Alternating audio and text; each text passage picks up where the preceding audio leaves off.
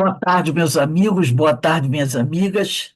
Nós estamos aqui na Sociedade de Estudos Espíritas Francisco de Assis, hoje, dia 1º de agosto de 2025, sexta-feira. Nesse horário, às 5h30, nós estudamos essa obra, O Livro dos Médiuns, publicação de Allan Kardec, né? O nosso Dia de Estudos do Livro dos Médiuns. Nós estamos estudando a parte segunda, capítulo 7, desculpe, parte segunda, capítulo 8, do Laboratório do Mundo Invisível. Hoje iniciaremos no estudo da questão 126. Parte segunda, capítulo 8, do Laboratório do Mundo Invisível, questão 126. Mas antes de nós iniciarmos aqui o nosso estudo, vamos elevar o nosso pensamento ao alto, ao nosso Pai Criador, a Jesus, o médico das almas, aos espíritos amigos, agradecendo as bênçãos, né? A proteção, o esforço que esses irmãos queridos sempre fazem para nos amparar, nos esclarecer, nos consolar. E é um esforço muito grande, né? Que nós damos trabalho. Então, que o Senhor, né, continue a enviar esses queridos irmãos para nos ajudarem e que nós nos esforcemos para não dar tanto trabalho assim, né? Para que a gente se torne aqueles que estão buscando se renovar, se melhorar, para dar menos trabalho, para que os amigos espirituais façam menos esforço.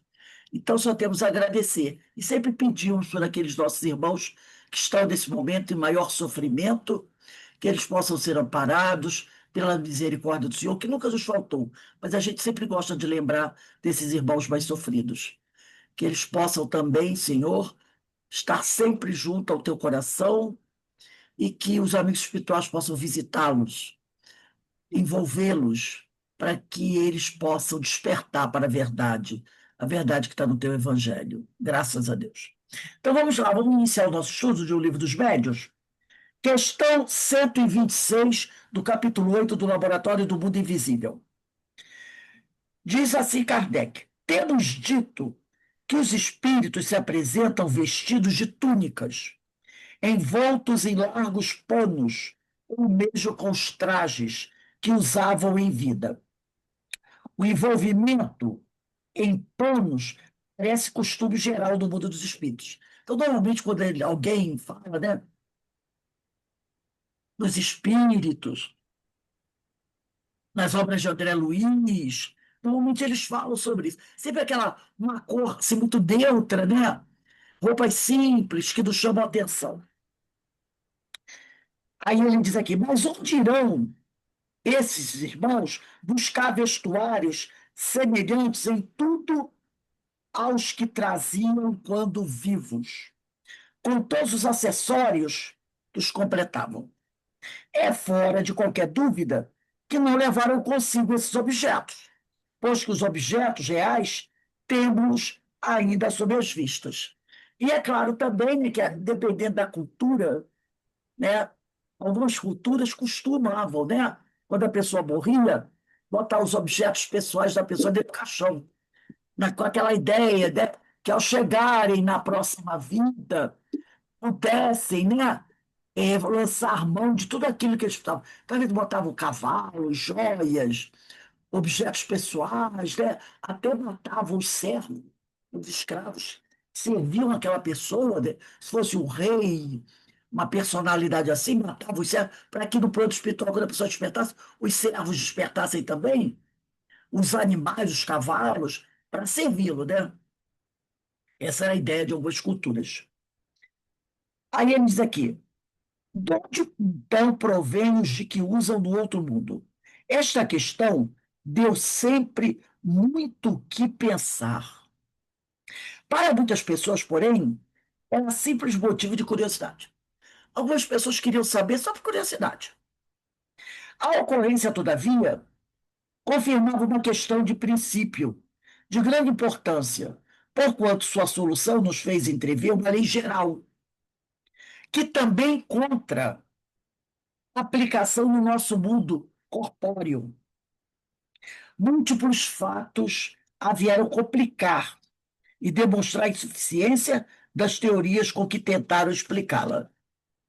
Até certo ponto, poder-se-ia compreender a existência do traje, por ser possível considerá-lo como, de alguma sorte, fazendo parte do indivíduo.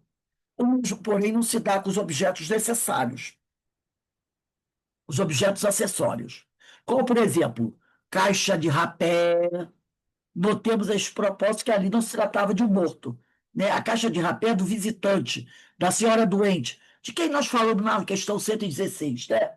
A senhora sonha com uma pessoa que ela conhecia, era um vizinho, de uma caixa de rapé, e essa pessoa realmente vem visitá-la num desdobramento do sono, portando a caixa de rapé. E depois, no outro dia, no dia, algum dia depois, ela recebe a visita desse amigo. E ela pergunta da caixa de rapé, né? Aí ele diz aqui, né? Notemos as propostas que ali não se tratava de um morto, mas de um vivo, era um amigo dela. Que tal o senhor, quando voltou em pessoa visitá-la, trazia na mão uma caixa de rapé semelhante em tudo da aparição. Então, quando ela o viu do desdobramento do sono, visitando ela, ele tinha a caixa de rapé na mão. Alguns dias depois, quando ele foi visitá-la, verdadeira visita mesmo, né? Ela viu que ele estava com a tal da caixa de rapé na mão. Onde encontrara seu espírito a que tinha consigo, quando sentado junto ao leito da doente. Que ele, como espírito, ele vai visitá-la, o desdobramento do sono. Leva a caixa de rapé. Quando, 2 dias ou 3 dias depois, ele vai visitá-la, ele tem a caixa de rapé na mão. Aí ela quer saber, ele quer saber o seguinte: olha, quando ele foi em espírito no desdobramento visitá-la, onde ele arrumou a caixa de rapé? Já que a caixa de rapé pertencia a ele encarnado. Encarnado. Como é que ele, desdobrado, tem uma caixa de rapé? Interessante a pergunta, né? Onde encontrar seu espírito a que tinha consigo quando sentado junto ao leito da doente? Poderíamos citar grande número de casos em que os espíritos de mortos ou de vivos apareceram com diversos objetos, tais como bengalas, arma. Lembra da faca? É um caso que tem lá no livro Céu e Inferno. O espírito aparece com a faca, ele tem uma faca ensanguentada na mão, cachimbos, lanternas, livros, etc. Veio-nos então uma ideia, diz Kardec, a de que possivelmente aos corpos inertes da Terra correspondem outros análogos, quer dizer, semelhantes, porém etéreos no mundo invisível, de que a matéria condensada que forma os objetos pode ter uma parte que tem cesseada que nos escapa aos sentidos. Não era destituída de verossimilhança esta teoria, mas se mostrava impotente para explicar todos os fatos. Uns há, sobretudo, que parecia destinada a frustrar todas as interpretações.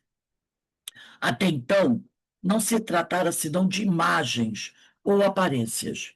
Vimos perfeitamente bem que o perispírito pode adquirir, né, vamos botar aí, sublinhar isso, que o perispírito pode adquirir as propriedades da matéria e tornar-se tangível, mas essa tangibilidade é apenas momentânea, e o corpo sólido se desvanece qual sombra. Já é um fenômeno muito extraordinário, a gente há de convir. Porém, o que é ainda mais é produzir-se matéria sólida persistente, conforme o provam numerosos fatos autênticos, notadamente da escrita direta. Se vocês sabem, lá no Antigo Testamento, tem a história do festim de Baltazar, quando os judeus foram levados como escravos para a Babilônia. E quando eles foram levados como escravos, o rei, na época, ele não leva só os judeus, leva todas as riquezas deles. inclusive os objetos do templo, os objetos religiosos do templo, aqueles pratos, aquelas taças, né, que eles usavam nas cerimônias, que eram feitos de ouro, de prata, todos aqueles objetos das cerimônias religiosas. Porque nós precisamos, não importa a religião do outro nem a nossa, respeitar a religião dos outros, né? Por exemplo, essa semana eu vi um vídeo, eu considerei a maior falta de respeito. Um homem entra numa igreja católica, acho que foi em Goiânia, em Goiás, um negócio assim. Esqueci o nome da igreja. Era de uma santa, né? E ele vai lá no altar da igreja, e no altar tem o que eles chamam de o sacrário, o sagrado, sacrário, né? É uma caixinha, dentro daquela caixinha eles guardam uma taça com a hóstia da missa, né? Chamado de sacrário, né? Aquilo é um objeto considerado sagrado para os católicos. O que que ele fez? Ele invadiu a igreja, foi ao altar, abriu o sacrário, tirou lá de dentro as coisas, deixou em cima do ponto e botou uma bomba. E ligou lá o negócio, saiu correndo. Aquilo estourou, explodiu aquilo tudo. Uma falta de respeito. Os objetos sagrados, né, que é o sacrário ali, né, da missa, é aquela que abre-se ali, aquilo ali, né, considera-se muito sagrado, temos que respeitar. E pessoal, quando os judeus foram levados para a Babilônia, eles levaram todos os objetos sagrados, a Arca da Aliança, né, que eles dizem, que a gente não sabe se existiu mesmo ou se é uma lenda, né, levaram os objetos, aqueles negócios onde botar as velas, tem o nome, né, com 7 braços, né? Que até hoje lá que põe as velas assim, esqueci o nome. Como um grande castiçal, né? E os livros, aquelas coisas todas. Chegando lá, houve essa grande festa. E o rei mandou buscar, entre os objetos que eles tinham levados do templo, os objetos sagrados judeus, os pratos, as taças que eram usados nas cerimônias, para servirem de pratos e taças para o pessoal beber na festa. Entendeu? E aí, né, o pessoal estava usando, né? E aí, de repente, aparece na parede lá uma frase, sem que ninguém tenha escrito. Ela vai aparecendo, escrita na língua lá do rei, ou na língua dos hebreus, dizendo, né, mais ou menos, que naquela noite o rei ia cair, que o rei iria morrer. Inclusive, eles chamam o profeta Daniel para traduzir o que estava escrito ali. Que o profeta Daniel trabalhava para o rei, né? Ele caiu nas graças do rei, trabalhava para o rei. E ele leu, e era o vaticínio. Mal sabia o rei que os seus adversários, no outro exército, que eu não me lembro bem de quem são, já estavam nos subterrâneos das cidades, se preparando para atacá-lo, justamente naquela noite mesmo da festa, né? A cidade já tinha sido invadida pelos túneis de esgoto da cidade que passavam por baixo do palácio, passavam por baixo de toda a cidade. O exército já estava ali, de um outro país, de um outro grande rei, esqueci o nome dele. Ele já estava avançando pelo subterrâneo da cidade e, e veio o laticínio de que ele e toda a sua família iriam morrer. E realmente, né, ao final da festa, a cidade foi invadida e ele morreu. Né, e que seria uma prova do desrespeito dele, né? Do desrespeito dele. Então, o que ele diz aqui, o perispírito pode adquirir as propriedades da matéria e tornar-se tangível, mas essa tangibilidade é apenas momentânea e o corpo sólido se desvanece com a sombra. Já é um fenômeno muito extraordinário, porém o que ama ainda mais é produzir-se matéria sólida persistente, conforme o provam numerosos fatos autênticos, notadamente o da escrita direta, de que falaremos minuciosamente em capítulo especial, né? Ele fala aqui, em capítulo especial, todavia, como esse fenômeno se liga intimamente ao assunto de que agora trataremos, constituindo-se uma de suas mais positivas aplicações, antecipados colaborando, colocando antes do lugar em que pela obra deveria ser explanado. Deixa eu só pegar aqui rapidinho. Eu acho que eu tenho isso aqui, só para a gente ler, né? Porque se o próprio Kardec toca nesse assunto, rapidinho a gente acha aqui. É bom, eu gosto de ilustrar. Deixa eu ver aqui. Oh, meu Deus. Vamos lá, colega. Então tá aqui. Festim de Baltazar, né? Está lá no livro de Daniel, capítulo 5. Livro de Daniel, capítulo 5. Estou com a minha Bíblia aqui na mão. Livro de Daniel, capítulo 5, né? Deixa eu só achar. Daniel.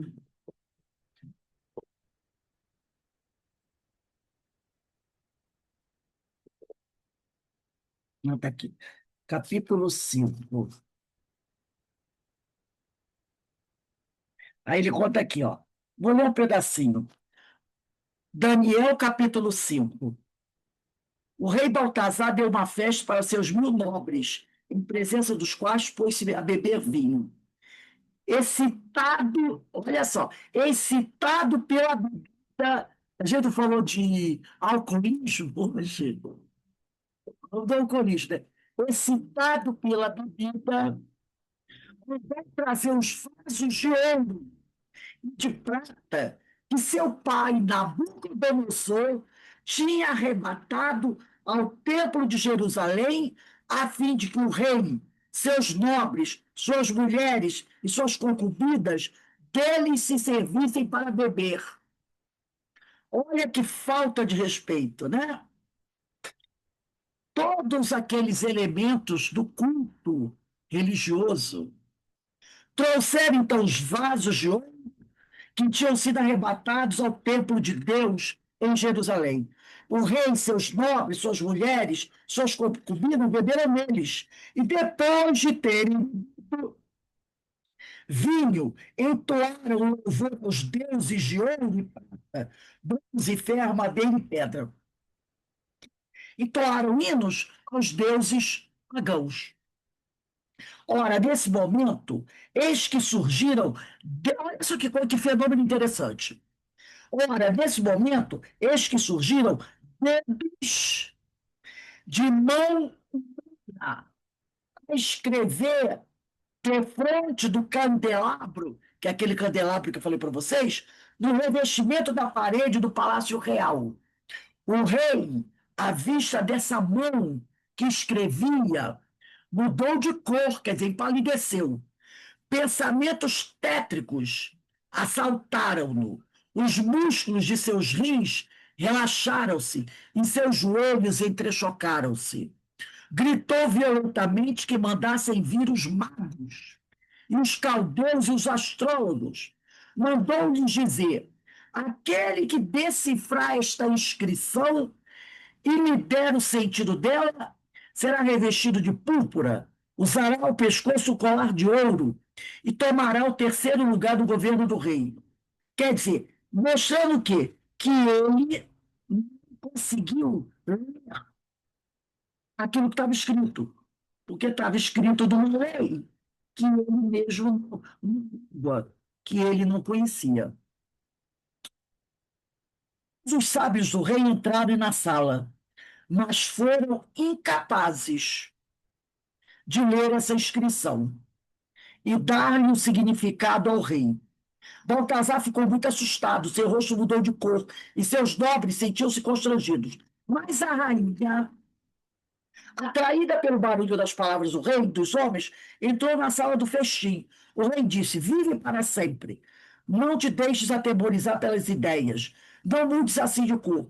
Há rio há no teu reino um homem, no qual habita o Espírito dos deuses santos. Quando teu pai era vivo, encontrava-se nele uma luz, uma inteligência, uma sabedoria comparável à sabedoria dos deuses. Por isso o rei Nabucodonosor, teu pai, tinha o nomeado chefe dos escribas, dos magos, dos caldeus e dos astrólogos. Havia-se descoberto neste Daniel, cognominado Baltazar pelo rei, um espírito superior, ciência e uma penetração particular. E aí o rei disse que se chame Daniel, e ele dará o significado da inscrição. Daniel era hebreu e tinha sido levado como escravo para a Babilônia. Daniel foi então introduzido diante do rei, o qual lhe disse: És realmente Daniel, deportado de Judá, que meu pai trouxe aqui da Judéia? Ouvi dizer a teu respeito que o Espírito dos deuses habita em ti, que se encontra em ti uma luz, uma inteligência e uma sabedoria singulares. Acabam de introduzir diante de mim os sábios e os magos para ler essa inscrição e descobrir o seu significado. Não puderam dar-me o significado dessa palavra, né? Aí ele ofereceu os presentes para o Daniel, se o Daniel decifrasse. E o Daniel disse o seguinte: guarda teus presentes, dê seus presentes para outros. Lerei, todavia, esse texto ao rei e direi o significado. O rei, e aí Daniel vai ler. E o que Daniel diz? O rei, o Deus Altíssimo, havia otorgado a Nabucodonosor, teu pai, realeza, grandeza, glória e majestade. Em razão dessa grandeza que lhe era conferida, todos os povos, todas as nações e pessoas de todas as línguas tremiam diante dele. Aí ele diz aqui que o rei se tomou de poder, o Nabucodonosor, né? E seu coração acabou se endurecendo, coração de Nabucodonosor, na presunção. E Nabucodonosor acabou sendo despejado do seu trono, de sua glória, e foi expulso do meio dos homens, tornando-se semelhante aos animais. Lembra que já falamos do processo obsessivo que Nabucodonosor sofreu? Ficando vários anos parecendo que vivia como um animal. Aí ele diz aqui, aí ele vira e fala para o rei: Tu, Baltazar, que é o filho de Nabucodonosor, tu, Baltazar, seu filho, também sabias tudo isso, e não humilhou teu coração. Tu te ergueste contra o Senhor do céu. Trouxeram-te os vasos de seu templo, nos quais bebeste o vinho. Tu, teus nobres, tuas mulheres, deste louvor aos deuses de prata e ouro, ferro, madeira e tudo mais, né? Em lugar de dar glória ao Deus de quem depende o teu sopro, sopro vital. Inclusive, aqui está vital, quer dizer, a vida, em todo o teu destino. Assim, por ordem sua, de Deus, esta mão foi enviada e estas palavras foram traçadas. O texto aqui escrito é Tequeu e Perez. Esse Tequeu, Mene e Perez está no aramaico, foi escrito em aramaico. E ele diz assim: eis o significado dessas palavras. Nomea significa Deus contou os anos de teu reinado e nem põe um fim. Teque, Tekel, foste pesado na balança e considerado leve demais. Tereis, teu reino vai ser dividido e entregue aos medos e aos persas. Então, por ordem de Baltazar, Daniel foi revestido de púrpura, colocaram-lhe ao pescoço o colar de ouro, e publicou-se que ele ocuparia o terceiro lugar do governo do reino. Mas nessa mesma noite, Baltazar, rei dos caldeus, foi morto pelos persas, que já haviam invadido a cidade e, né, acabou com tudo. Quem invadiu a cidade, né, foi Dario. Na verdade, Dario era Medo, né? Então, entre os persas, e ele foi morto. Então, apareceu na parede uma fluídica materializada, então, uma mão fluídica materializada, que escreveu essas palavras em aramaico: Mene, Tekel e Perez, né? Dizendo que Deus tinha contado os anos de vida dele, que ele era muito leve, porque não tinha, né, construções espirituais sólidas. E depois que o reino dele tinha acabado. Ele ainda tentou, né, subornar Daniel. Quem sabe Daniel conversava com o Altíssimo e mudava o destino dele. Aí ele deu ouro, tudo, Daniel. Se quer botar o Daniel numa posição, né, de destaque. Quem sabe Deus ficasse, né, agradecido a ele e mudasse a história. Mas naquela noite mesmo, a cidade foi invadida e ele morreu. Foi assassinado junto com toda a sua família, toda a sua corte. Então, essa é a história do festim de Baltazar. Quem quiser colocar aí no Livro dos Médios, no final da questão 126, bota assim, Daniel capítulo 5, versículo de 1 a 30. É bem interessante essa história, né? De 1 a 30. O festim de Baltazar. Daniel, de 1 a 30. Capítulo 5, de 1 a 30. Aí ele vai dizer, na questão 127, esse é um fenômeno de escrita direta. Uma mão fluídica, a mão com os dedos, escrevendo lá na parede, né? A escrita direta, 127, ou pneumatografia, é a que se produz espontaneamente, sem o concurso, quer dizer, sem a ajuda nem da mão do médio, nem do lápis. Basta tomar-se de uma folha de papel branco, tá? Basta pegar de uma folha de papel branco, o que se pode fazer com todas as precauções necessárias, né, para se ter a certeza da ausência de qualquer fraude, antecipando-se, dobrá-la e depositar em qualquer parte de uma gaveta ou simplesmente sobre um móvel. Feito isso, se a pessoa estiver nas devidas condições, ao cabo de mais ou menos longo tempo, encontrar-se-ão traçados no papel letras, sinais diversos, frases, né, palavras e até dissertações. As mais das vezes, com uma substância cinzentada, análoga à pumbagina, de outras vezes com lápis vermelho, tinta comum e mesmo tinta de exprimir, né? Eu só estou anotando aqui um instantinho. Aí eu vou só colocar aqui, escrita direta. Estou fazendo uma. Eu gosto de deixar tudo anotadinho. Escrita direta, festim de Baltazar. Aqui em Daniel, capítulo 5, versículos de 1 a 30, né? Então, ele diz aqui: eis o fato em toda a sua simplicidade, e cuja reprodução, se bem pouco comum, não é, contudo, muito rara. Deixa eu ver. Porquanto pessoas há que a obtêm com grande facilidade.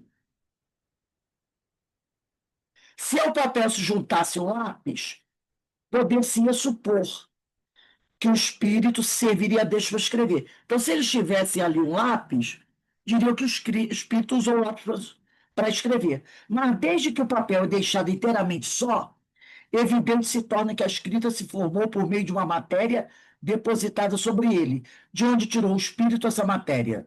Tal problema cuja solução fomos levados pela caixa de rapé, que há pouco nos referíamos. 128. Foi o espírito São Luís quem nos deu essa solução, mediante as respostas seguintes. Primeiro, aí vai ter uma série de respostas, né? Citamos um caso de aparição do espírito de uma pessoa viva. Esse espírito tinha uma caixa de rapé, do qual tomava pitadas. Experimentava ele a sensação que experimenta o indivíduo que faz o mesmo. Está lá na revista Espírita, quem quiser anotar, Revista Espírita, de agosto de 1859. Tem por título Mobiliário de Além-Túmulo, Revista Espírita de agosto de 1859. O título da matéria é Mobiliário de Além-Túmulo, tá? Revista Espírita de agosto de 1859, Mobiliário de Além-Túmulo. Aí, então, Kardec faz essa pergunta.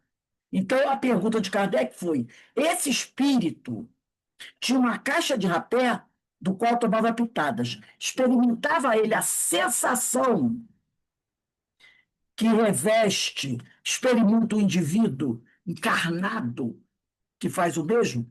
Quando ele fala que o indivíduo, quer dizer, ele fala aqui do encarnado. Se você, por exemplo, está com uma caixa de rapé aqui encarnada, aspira aquele negócio, começa a espirrar, o espírito que faz isso tem a mesma sensação. Hoje nem existe mais isso, né? Mas existia na época, já era um tipo de vício, né? Aí ele diz, não, o espírito não vai ter a mesma sensação. Segundo, aquela caixa de rapé tinha a forma, tá, de que ele se servia habitualmente, que se achava guardada em sua casa, que era a tinta caixa nas mãos da aparição, nas mãos do espírito. Aí São Luís fala que tudo isso aqui é resposta de São Luís, tá? Aí São Luís vai dizer aqui, ó, só vou botar aqui, São Luís que vai responder. O que o São Luís vai dizer? Aparência, que era dita a caixa das mãos da aparição. Uma aparência. Era para que a circunstância fosse notada, como realmente foi, e não tomasse a aparição por uma alucinação, devido ao estado de saúde do vidente. O espírito queria que a senhora em questão, é o caso daquela senhora que foi visitada, acreditasse na realidade da sua presença, e para isso tomou todos os aparências da realidade. Terceiro, Kardec pergunta: dizes que era uma aparência, mas uma aparência nada tem de real. É como uma ilusão de ótica. Desejáramos saber se aquela caixa de rapé era apenas uma imagem sem realidade, ou se nela havia alguma coisa de material, né? O Kardec fica ali insistindo. Aí São Luís diz: certamente é com auxílio deste princípio material que o perispírito toma aparência de vestuários semelhantes ao que o espírito usava quando vivo. Aí aqui vai ter uma notinha para explicar melhor essa resposta. Porque ele diz aqui, São Luís diz, é com auxílio deste princípio material que o perispírito toma aparência de vestuários semelhantes aos que o espírito usava quando vivo. Notinha. É evidente que a palavra aparência, que ele diz aqui, ó, que o perispírito toma aparência. É evidente que a palavra aparência deve ser aqui tomada no sentido de aspecto, imitação. A caixa de rapé real não estava lá, na mão do espírito. Ela não estava lá. A que o espírito deixava ver era apenas a representação daquela. Era, pois, com relação ao original, uma simples aparência, tipo uma ação, embora formada de princípio material. Que princípio material? Fluido. Fluido. A experiência ensina que nem sempre se deve dar significação literal a certas expressões de que usem os espíritos, interpretando-as de acordo com as nossas ideias, expondo-nos a grandes equívocos. Então, quando ele fala aqui, toma aparência, eles tomam cuidado com o sentido da palavra aparência. Não leva ao pé da letra. Cuidado, que às vezes essas traduções ao pé da letra trazem problemas, né? Daí a necessidade de aprofundar o sentido de suas palavras, todas as vezes que apresentem a menor ambiguidade. É esta uma recomendação que os próprios espíritos constantemente fazem. Sem a explicação que provocamos, o termo aparência, que de contínuo se reproduz nos casos análises, poderia prestar-se a uma interpretação falsa. Por isso que ele botou essa notinha aqui para chamar a atenção. Quarta pergunta. Dar-se-á que a matéria inerte se desdobre? Ou que haja no mundo invisível uma matéria essencial, que seria o fluido, capaz de tomar a forma dos objetos que vemos? Uma palavra, terão estes objetos, um duplo etéreo no mundo invisível? Como os homens, porque nós temos um duplo etéreo, né? Será que esses objetos também têm um duplo etéreo no mundo invisível? São nele representados pelos espíritos? Não é assim que as coisas se passam, diz São Luís. Sobre os elementos materiais disseminados por todos os pontos do espaço, na vossa atmosfera, têm os espíritos um poder que estás longe de suspeitar. Por quê? Porque no espaço, na nossa atmosfera, se encontra o quê? O fluido cósmico, não é? O fluido cósmico não permeia todo o espaço. Ele se encontra em todo o espaço, o fluido cósmico.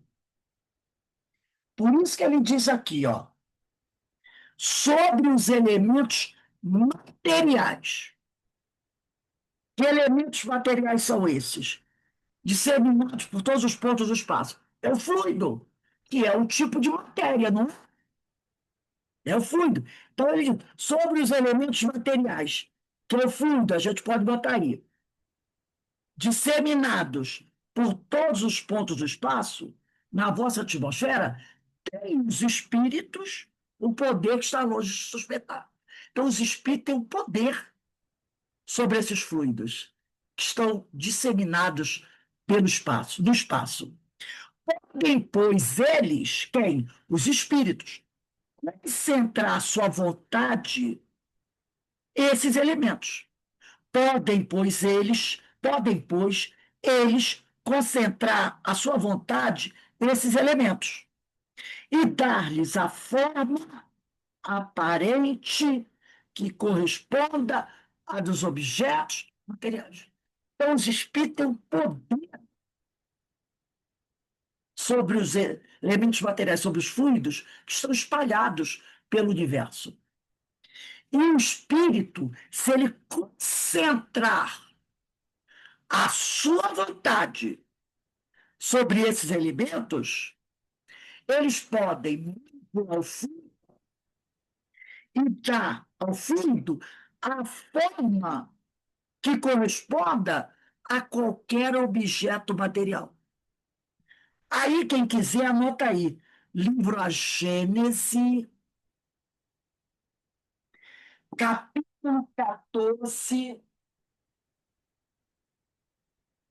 que eu digo que é o capítulo mais famoso, item 14, primeiro e segundo parágrafo que eu vou ler aqui.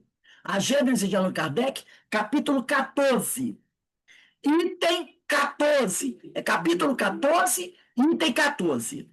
Diz assim: os espíritos agem sobre os fluidos espirituais a tal da os elementos, fluidos espirituais, que são os elementos materiais que estão disseminados no espaço. Os espíritos agem sobre os fluidos espirituais, não os manipulando como os homens manipulam os gases, mas com a ajuda do pensamento. Então é vontade. Por isso que ele falou aqui. Podem os espíritos concentrar sua vontade sobre esses elementos. Então ele diz aqui, com a ajuda do pensamento e da vontade, que são para o espírito, que amor é para o homem. Então, o pensamento e a vontade é para o espírito, o que me amor é para mim. Pelo pensamento, os espíritos imprimem no fundo, essa é aquela direção. Eles os aglomeram, combinam, dispersam, e formam conjuntos com aparência, uma forma, uma cor determinada. Falam o que eles quiserem, mudam suas propriedades, como um químico muda de um gás ou de outros corpos, combinando-os e segundo certas leis. É a grande oficina ou laboratório da vida espiritual. Eles têm, o espírito tem um domínio sobre os fluidos, e com o pensamento e a vontade dele, ele pode dar o fluido da forma que ele quiser. Aí ele diz assim: algumas vezes essas transformações são resultado de uma intenção. Às vezes ele quer. Ah, eu quero construir aqui uma garrafinha. É uma intenção. Eu estou com a intenção de fazer uma garrafa. Um fluido de acordo com a minha vontade, o meu pensamento, e formo uma garrafa com aquele fluido. Mais frequentemente, são produto de um pensamento inconsciente, pois basta o espírito pensar numa coisa que ela seja feita. Às vezes, o espírito, ele nem está pensando em fazer a garrafinha, mas gastou pensando na garrafinha, ela se formou. Entendeu? Então, às vezes, ele quer. Eu quero fazer uma garrafa. Então, eu uso o meu poder, recolho o fluido que eu acho suficiente e moldo aquele fluido com o meu pensamento e minha vontade e faço a garrafinha mais linda do mundo. Quero uma garrafinha linda, maravilhosa, de cristal. É uma intenção. Mas, às vezes, não.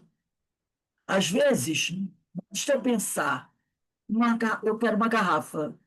Pronto, a garrafa está feita. Automaticamente. É assim, gente, que nós formamos no plano espiritual tudo que existe. Tudo que existe. Então, quando um sujeito desencarna, você vive, um exemplo, você vive no planeta Terra 80 anos. Você tem casa, você tem roupa, você tem carro, você tem cidade, você tem tudo.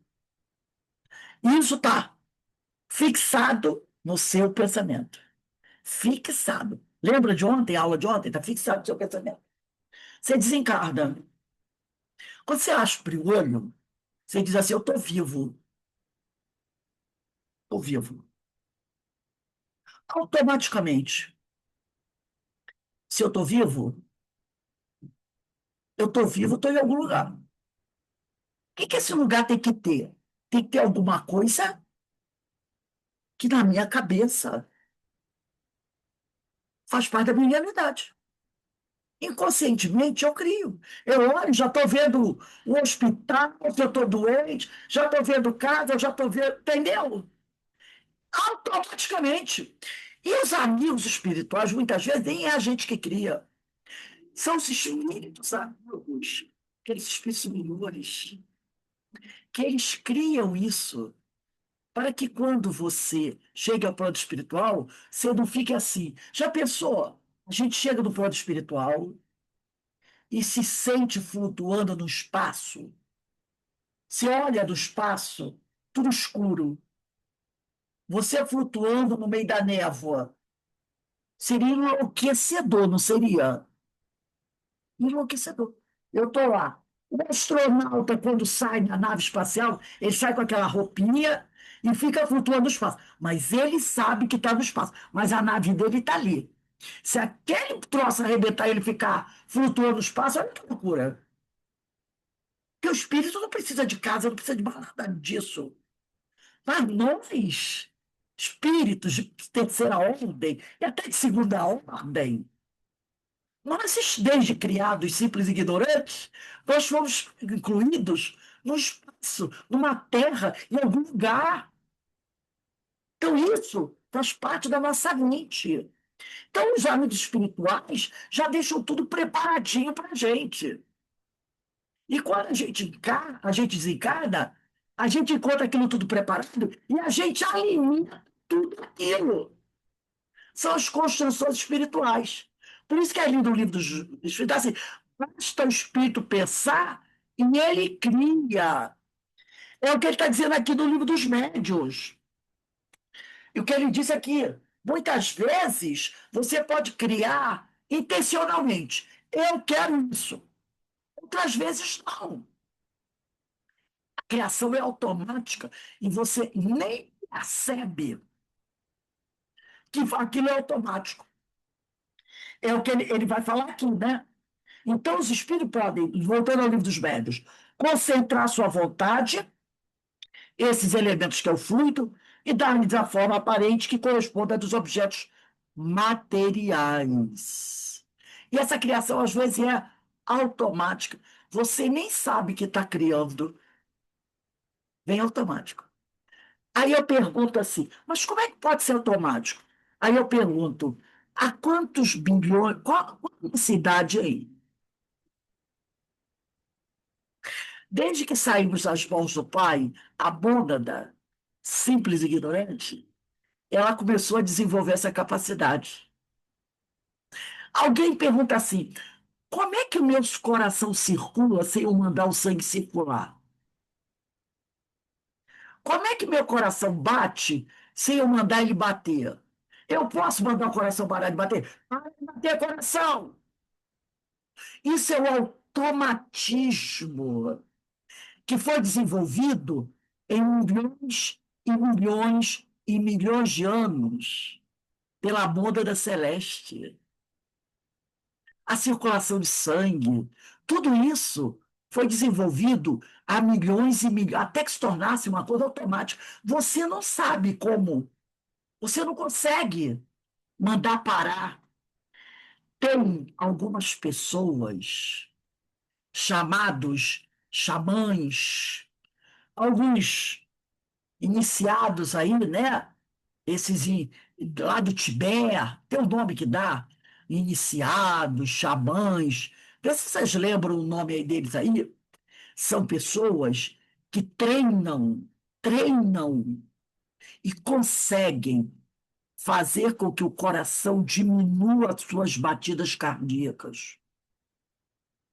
São homens que ficam enterrados uma semana e não morrem.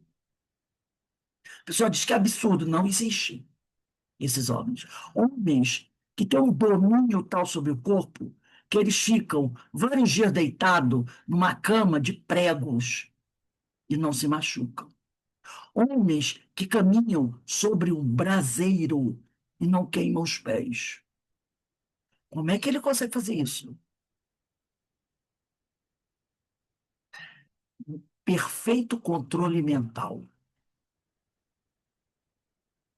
Da mesma maneira, eles conseguem diminuir a frequência cardíaca, diminuir a circulação do sangue, o domínio sobre o corpo.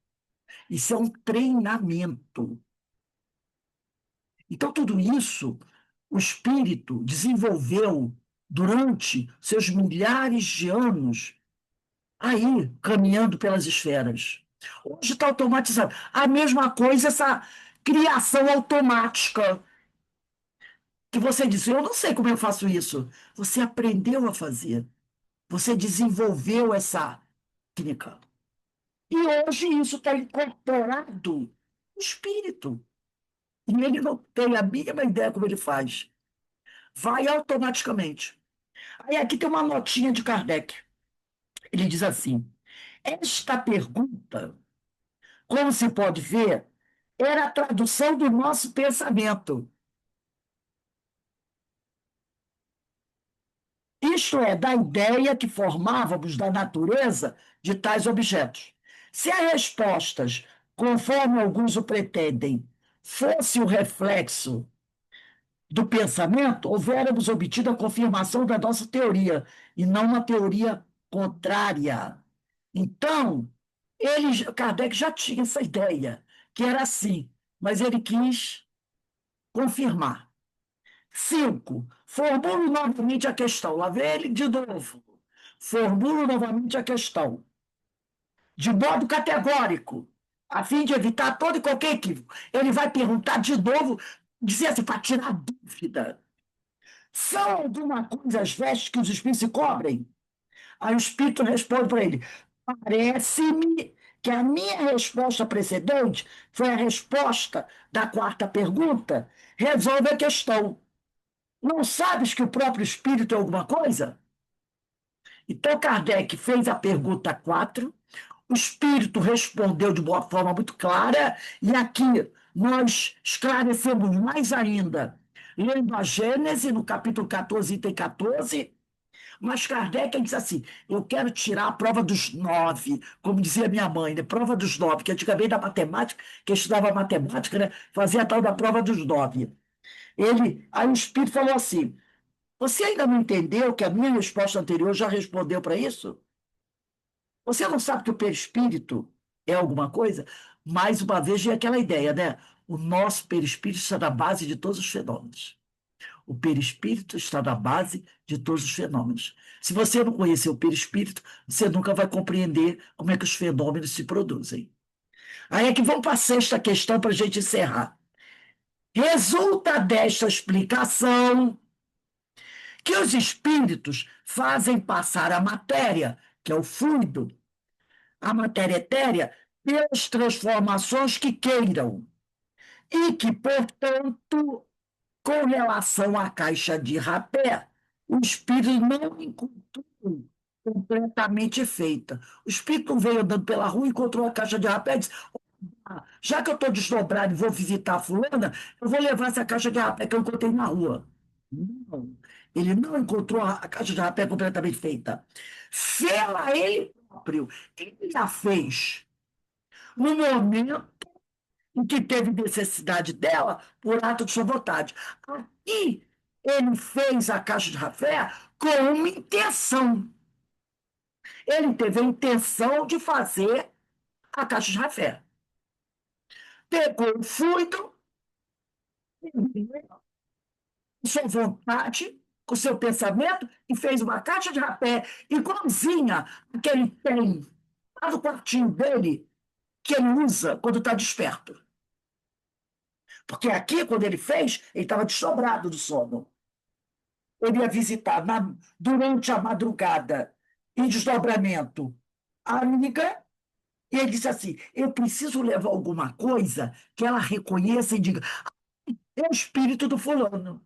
Ele disse: ela me conhece e sabe que eu uso rapé e que eu tenho uma caixinha. Vou fazer uma caixinha igual a minha. Quando ela bater o olho, ela pode até me reconhecer. Mas quando ela bater o olho na caixinha de rapé, ela vai dizer: é fulano. Ou pelo menos é parecido com o que o fulano tem. Então, foi ele próprio que teve necessidade dela, por ato de sua vontade intencional. E do mesmo modo que a fez, pode desfazê-la.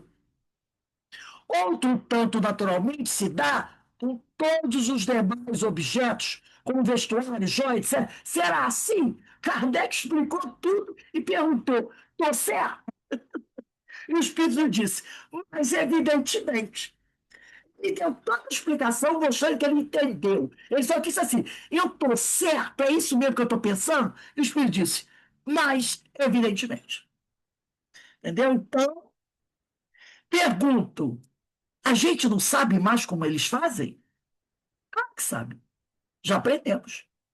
E a questão, o capítulo 14 da Gênese, no item 14, amarra isso aqui. Mostra isso aqui direitinho.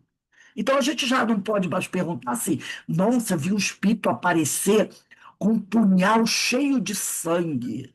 Como é que ele fez isso? Primeiro, e essa história está lá no livro Céu e Inferno. O espírito tinha matado alguém com um punhal. E o punhal, quando ele matou a pessoa, ficou sujo de sangue. Ele matou a pessoa numa casa. Mas o ato do assassinato foi tão violento que ficou gravado na mente dele. Quando ele queria assustar alguém, uma pessoa era um médium, entrava naquela casa, a pessoa via o espírito com um punhal ensanguentado na mão. Era o mesmo punhal que ele matou? Não. Mas ele intencionalmente queria afastar as pessoas dali. Era a tal da assombração, né? Então ele fabricava um punhal, como aquele que ele usou para matar alguém, sujo de sangue, e aparecia com o punhal na mão. Quando alguém, um espírito, vem à casa espírita, uma reunião mediúnica, muitas vezes ele traz algum objeto que era dele quando encarnado. Por algum motivo ele traz. Ele fabrica aquele objeto com a vontade e o pensamento dele, manipulando o fluido. E a pessoa diz assim: ah, eu estou vendo um espírito usando um chapéu ca- assim, assim, assim, né? Vamos dizer que seja uma reunião onde tem algum familiar dele. A familiar diz: ai, chapéu Panamá, dourado, com a fita assim, assim, assado. Aí a pessoa que está lá diz: é, papai, porque às vezes o médium nem sabe que o papai usava o chapéu Panamá com aquele laço dourado. Não sabe. Mas aí o médico disse assim: estou vendo aqui um espírito usando o chapéu Panamá com laço dourado. Aí a pessoa disse: era meu pai. Porque meu pai, quando estava encarnado, ele, para onde ele ia, ele usava um chapéu Panamá com laço dourado. Aquele espírito, para ser identificado, ele fabricou o chapéu Panamá. Quando o médico falou, opa, já reconheci meu pai. Chapéu Panamá. É o chapéu Panamá que ele pegou na casa dele? Não, ele fabricou para ser identificado pelo filho, né? Então essa dúvida está sanada, né? Então, quando acontecer uma reunião mediúnica, algo assim, a gente já sabe como é que o espírito fez isso. Manipulou o fluido, com seu pensamento, sua vontade, e deu esse fluido a forma que ele quer. Da mesma maneira, quando ele não quiser mais aquele objeto, ele desfaz aquele objeto. E acabou, né?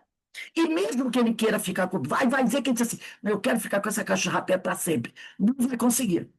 Porque aquele fluido tem um período de validade, vamos dizer assim. Mesmo que ele não queira desfazer o trabalho, o fluido vai, sim, vamos dizer assim, deteriorar. E vai desaparecer o objeto, né? Então, tem um tempo, um prazo de validade. Bastante interessante, né? As explicações de São Luís. É sempre São Luís que está explicando tudo isso para a gente, né? É sempre bom lembrar aqui, botar o nome do São Luís aqui, para a gente lembrar que não é um espírito qualquer que está dando a resposta. É um espírito de escola, São Luís, tá? Então, gente, olha, semana que vem, hoje é dia 8, a gente vai começar aqui na questão número 7. Kardec normalmente fazendo perguntas para São Luís.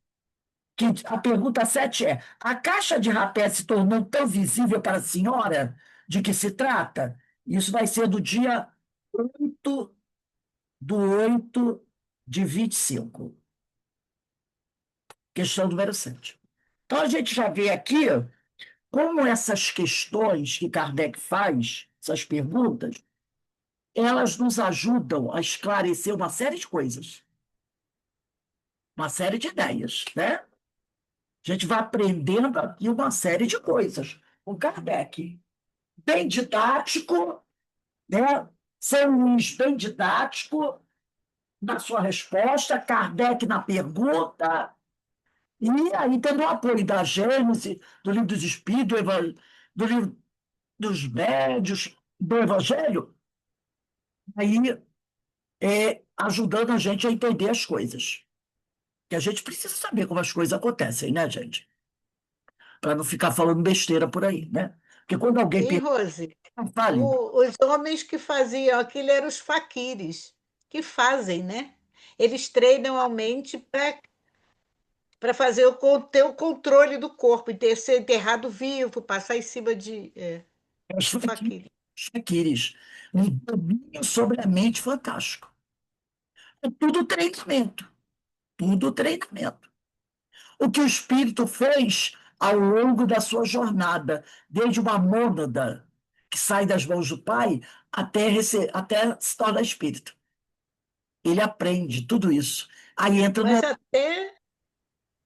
até através da nossa mente, a gente pode até visualizar uma coisa e você ter aquela coisa, hein? Aquilo que você quer. Nosso cérebro, a capacidade cerebral é fantástica. Mas Fantástica. nós não conseguimos ainda dominar nem um décimo da capacidade do nosso cérebro. Deus não permitiria, né? Dar um instrumento fantástico desse para um homem que seria como botar um chimpanzé numa loja de cristais. Então, conforme o homem vai evoluindo, a sua capacidade vai se desenvolvendo, né? Então a gente veja alguns, né?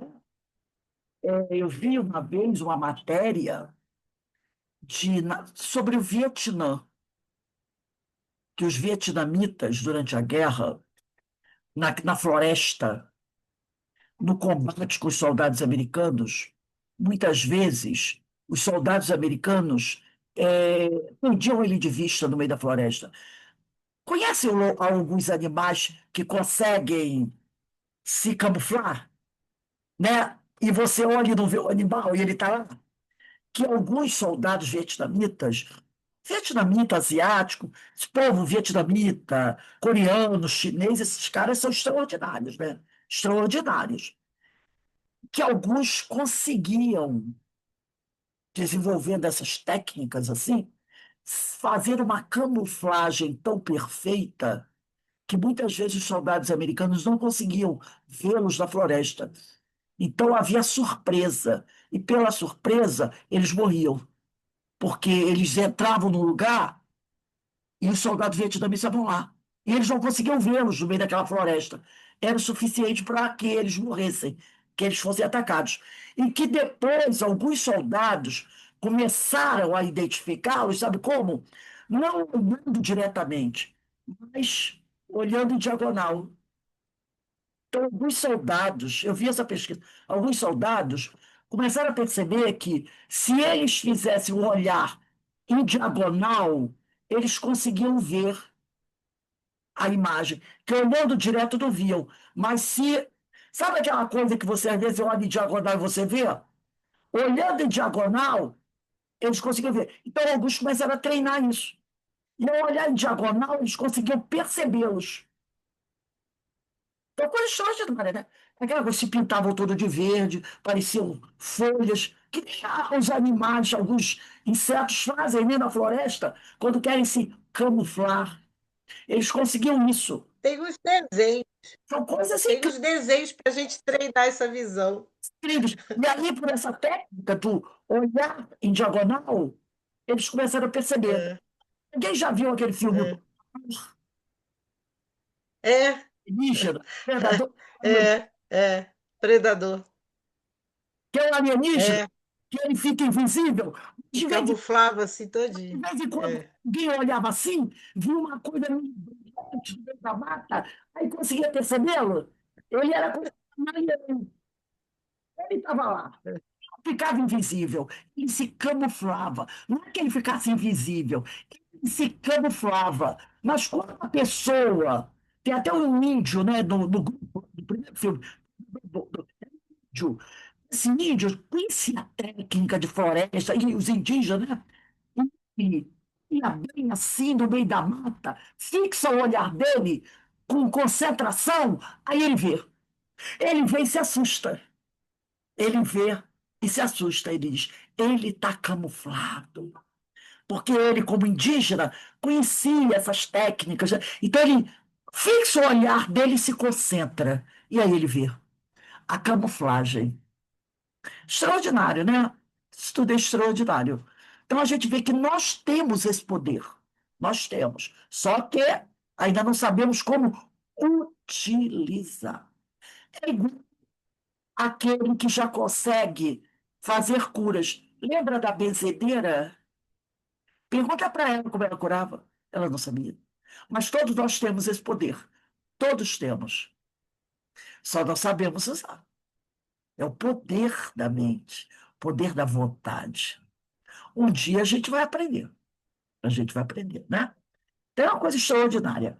Gente, nós vamos encerrando aqui o nosso estudo de hoje, agradecendo a Deus, agradecendo a Jesus, essa oportunidade maravilhosa, né? Da gente ir conhecendo essas coisas, que são todas capacidades humanas. São capacidades humanas. E que a gente vai percebendo isso. Mas para isso é preciso que a gente saiba fazer e faça o jejum, que Jesus prescreve. Fazendo as nossas orações, tendo fé e realizando o jejum prescrito por Jesus, a gente chega lá. Que o Senhor nos abençoe.